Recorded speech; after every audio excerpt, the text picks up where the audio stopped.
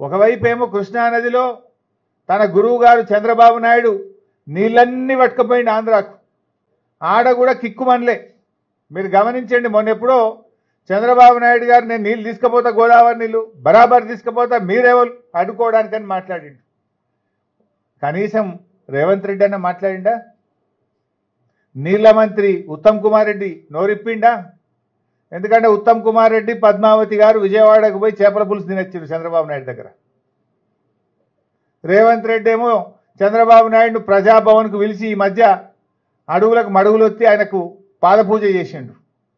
అందువల్ల మీకు అడిగే ధైర్యం లేదు, ప్రశ్నించే దమ్ము లేదు నీకు. ఉత్తమ్ కుమార్ రెడ్డి గారు కుటుంబ సమేతంగా పోయించిండు చంద్రబాబు నాయుడు గారి దగ్గర, మంచి భోజనం చేసి వచ్చిండు. రేవంత్ రెడ్డి గారేమో గురుదక్షిణ చెల్లిస్తుండు. దాంతో కృష్ణానది నీళ్లు మొత్తం కూడా ఆంధ్రాకు పోయినాయి. ఈరోజు నల్లగొండ జిల్లాలో పంటలు ఎండిపోతున్నాయి.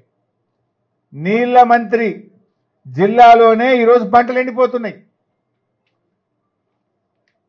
అదేవిధంగా ఇలా ముఖ్యమంత్రి జిల్లా మహబూబ్ నగర్లో కూడా ఈరోజు పంటలు ఎండిపోతూ ఉన్నాయి.